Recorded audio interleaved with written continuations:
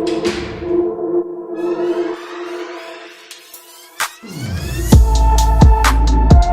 your phone ain't even on yet. You know what I mean? Bitch, you can't even call your mom and cry.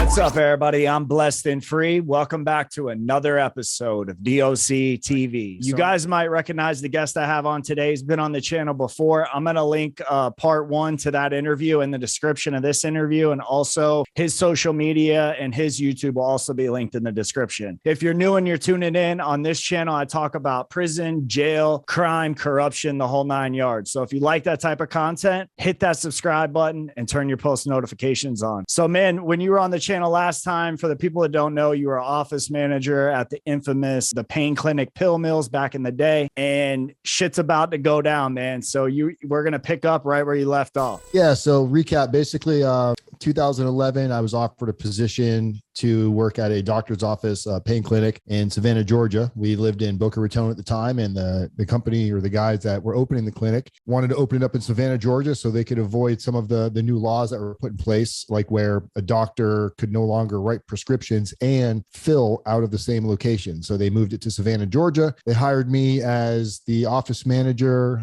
which also included some very aggressive marketing tactics, which you can listen to the video prior to get an update on that. Ultimately, the feds came in and busted it in May of 2011, right before my daughter's birthday. And when they busted it, I was in Atlanta, Georgia. The office that was getting raided was in Savannah. So they eventually ended up getting me in Atlanta as I was having another pain clinic. I was there to train the new individuals there to get that one up to speed. So it was a second office that we had opened. The day they arrested me, they also said that I threw a pill on the ground. They basically got me in the car as I was pulling out of the parking lot. They came and tapped on the window. When they said my name, I assumed it was maybe a patient that recognized me. So as soon as I, acknowledged who I was, DA came out of the woodwork. They arrested me on the spot they had a marijuana warrant on me. When they raided the house in Savannah, when I wasn't there, that's where they thought I was. They wanted to make sure they could get a hold of me. So they put a warrant out for my arrest with a little bit of weed they found in the house. And I'm talking like a minimal amount. But when they got me out of the car, they found a pill on the ground. So they just assumed that I threw that. They didn't know where they were. They didn't know they were at a pain clinic. So when I finally told them, I'm like, you guys are at a pain clinic. That pill could have been anybody's, and it wasn't mine. I've never done pills in my life. They ended up charging me with that one pill, which ended up being a nightmare. So I immediately got brought to Gwinnett County, where I got held. And I'm not sure if we spoke about this in the last video or not, but when I got held, I hadn't slept for hours. Anybody that's been in county jail knows that they let you out for rec hour, 1 to 2 hours per day in most county jails. So when they finally let us out to rec, because I didn't have a bed in the cell that they put me in, there was 3 people in that cell, and there was only 2 bunk beds. So I was waiting for what they call like a canoe, basically a little boat. Slide away. Yeah, a little boat, canoe boat. So I didn't have anything to sleep on. So I just kind of was just standing around. It's been hadn't slept in somewhere, I don't know, 24 to 36 hours, somewhere around there. Let me ask you this, man. So you're obviously, a regular citizen, not breaking the law. And now you're hemmed up on really some petty ass shit that seems like you were just collateral damage in the whole operation. But now you're in jail, man. And the feds picked you up. This isn't a state case. Now you're with the big boys. You know what I'm saying? So for somebody that's never been in trouble, now you're sleeping on the floor in a jail cell. What's going through your mind at this point?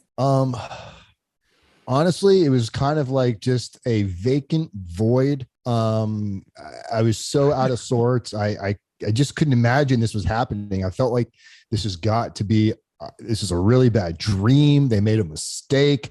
People like me don't go to jail. I was so naive. I was so entitled.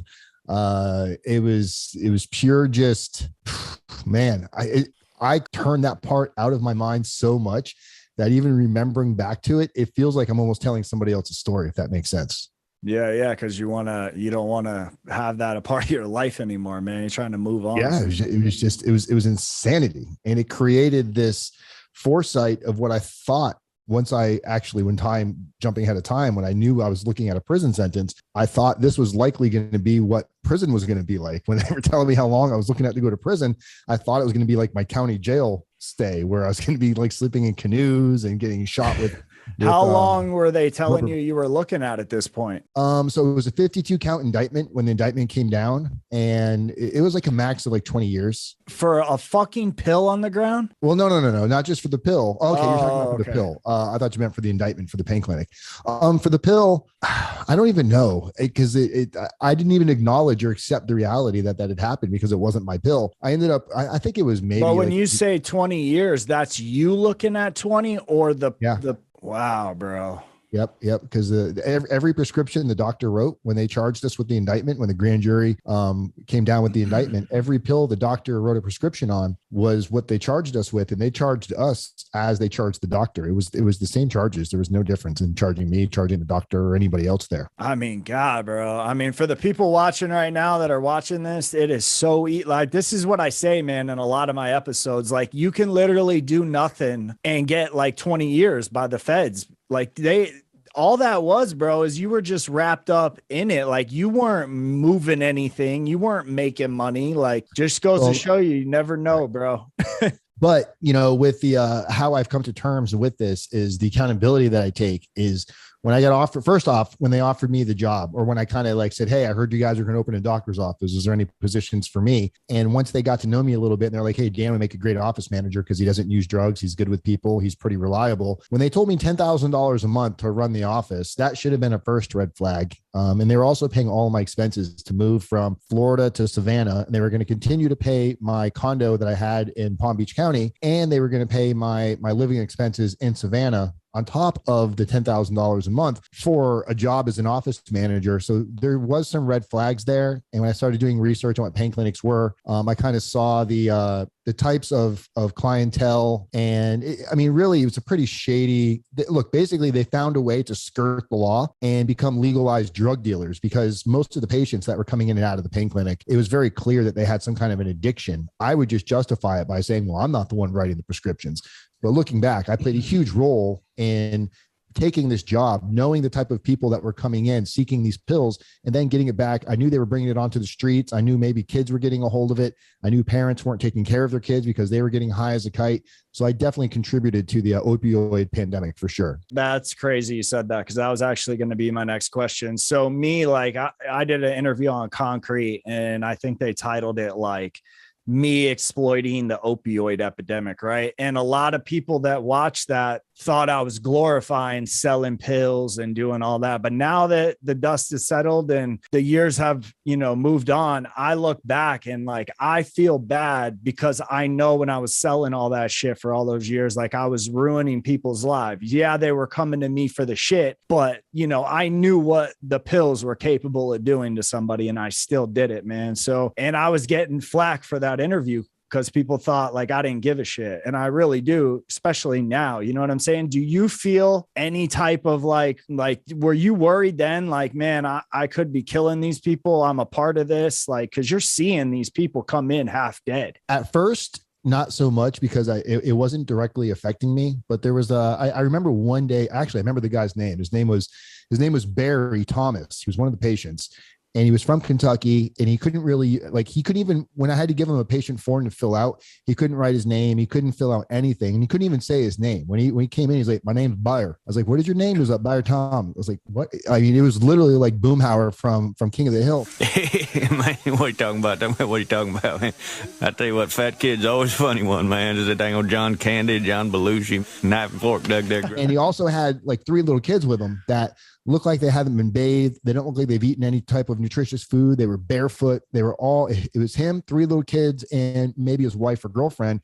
And they were all in a 2-seater pickup truck. They drove from Kentucky to Savannah, Georgia, where they were all crammed in. You could just see like garbage piled up in the back seat. And sad, I was like, fuck, man. I was like, these are the type of people that are coming in. And before the feds raided it, I remember telling Shelly, because we weren't getting the money we're supposed to get paid. So that made it even easier. But I was like, I don't know if I can keep doing this. I mean, every day there was an issue at the clinic where patients weren't getting the prescriptions they wanted. They didn't want to wait in line. It just became real clear that I was dealing with addicts, and I was contributing to that factor. And it did make me feel kind of slimy and dirty. And I didn't want to get comfortable in that in that situation. But the feds got to me before I could quit. So.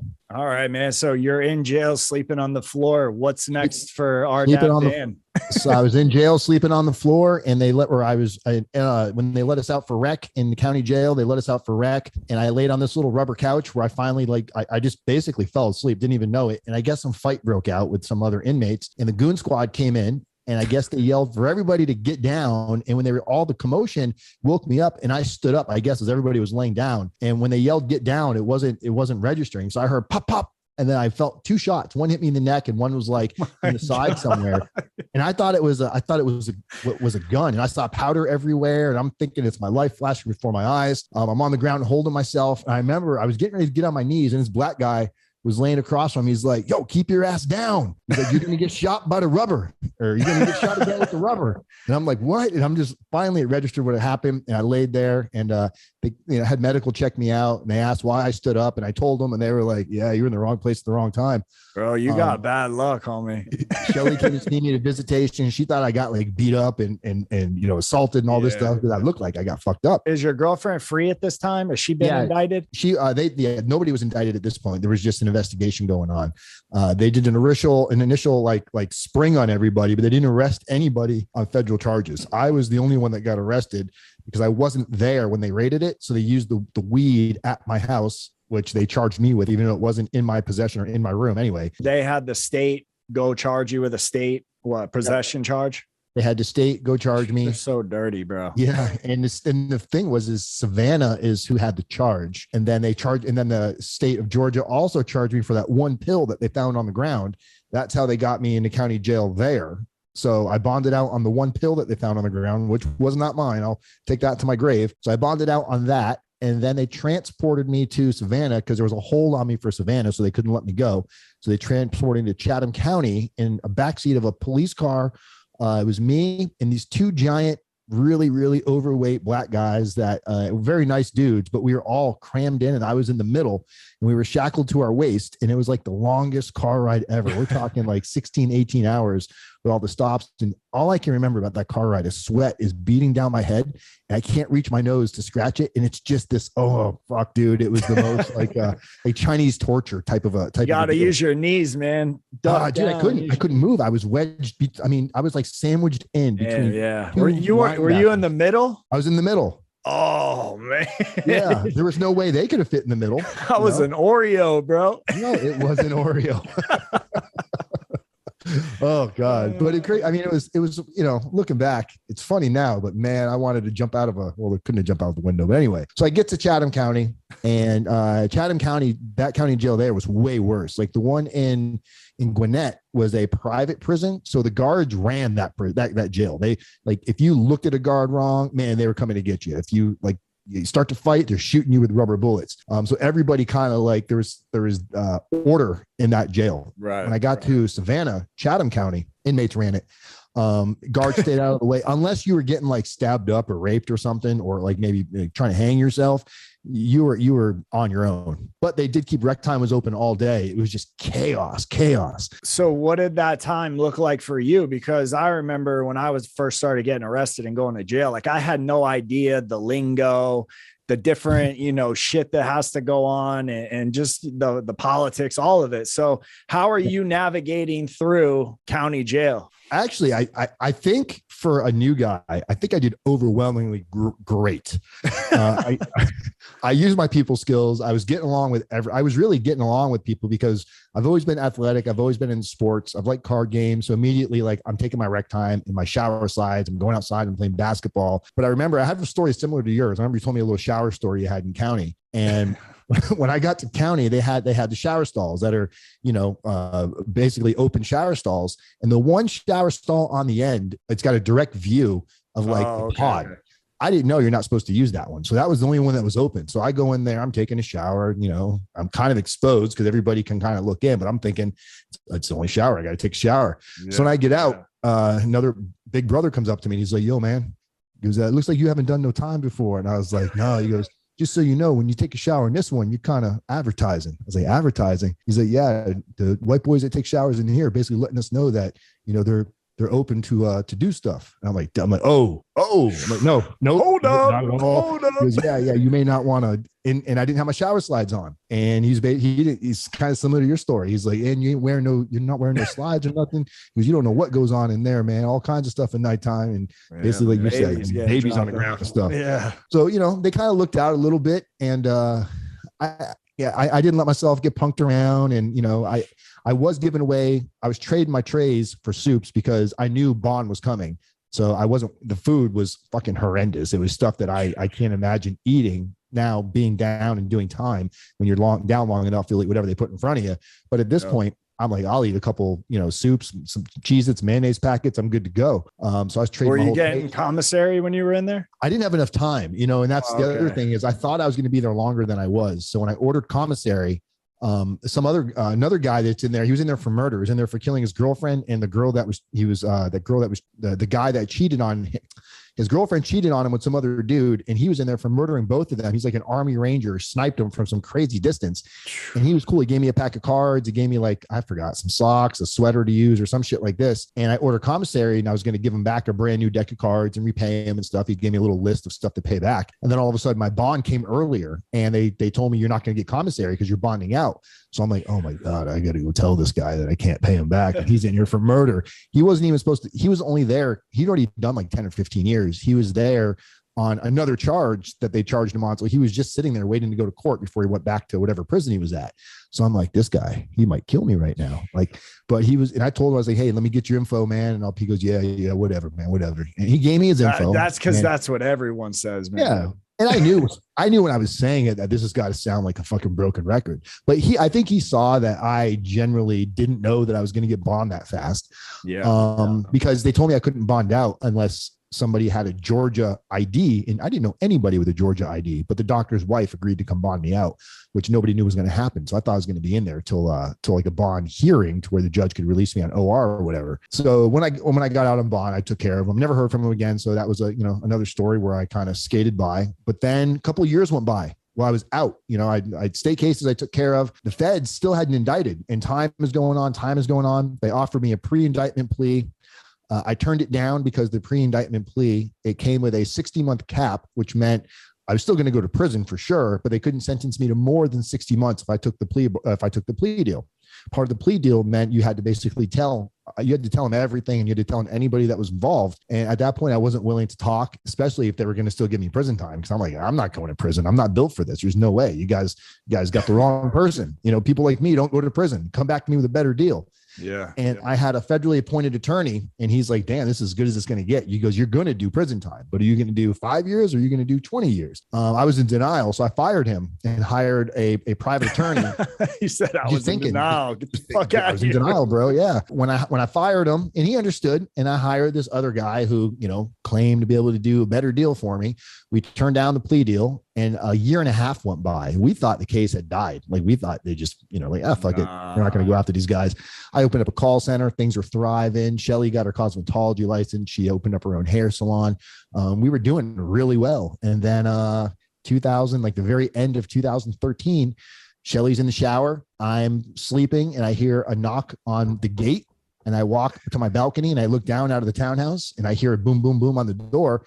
And I'm looking down, and I see a guy lean back, and we make eye contact. And when he sees me, he opens the door and he yells, U.S. Marshals coming in. Shelly Morford. They're yelling Shelly's name. And must have been 15 guys just come flying in with automatic weapons. And for this split moment, I'm like, wow, they're here for Shelly, not me. Whew. It was like, I felt good for a second because they were there for Shelly, and they weren't there for me. Fucked up.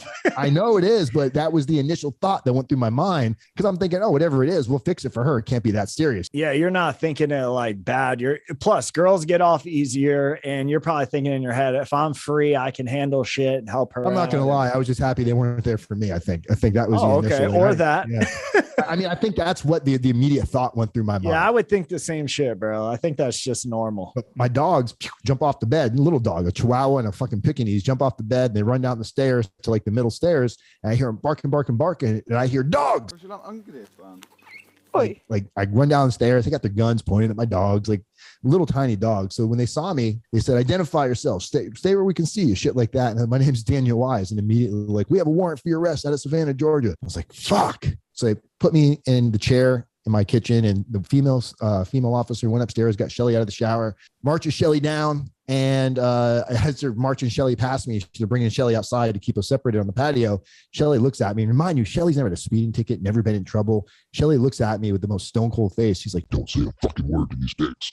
And I was like, "Whoa, yeah, Shelly, how about that life?" Yeah, we got to get her on here. She'll tell you the story one day. Yeah, definitely. So yeah, that's when we got. That was when the indictment came down, and they were pissed because I turned down the pre-indictment offer. Yeah, so they don't like indicted me. that.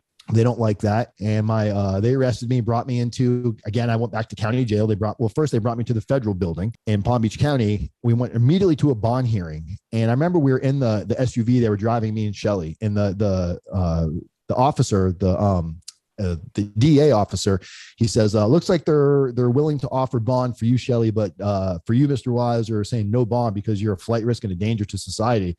We haven't been able to locate you for the last year and a half. I'm like, what are you talking about? Y'all been sending me mail. I've been talking to you guys. We've been sending emails back and forth. Like, they knew exactly who I was. So they wouldn't let me call my attorney, who I had hired, a year and a half earlier. So now I'm sitting in the federal building, and they appoint me this little public defender. And he's like, well, it looks like they're going to deny you bond. You'll sit here until this whole thing gets situated, which could be months or years. And then I told him the story, and he goes, look, if what you're telling me is true, the only thing we can do is ask for not an extension, ask for a reschedule of your bond hearing, because if we go in front of the judge today and he denies you bond, there is no going back and asking for a bond again, but we can reschedule this for a week to 2 weeks out, and then we get all our facts together and come back and you have a better shot. So that's what we did, and came back. And they gave me bond, and the judge actually scolded the government for the government falsified and lied and said they didn't know where I was. So it was just a big shit show. So I got out on bond. That is so crazy. All that, bro. And yep. I'm not saying you ain't shit, but you've never been arrested.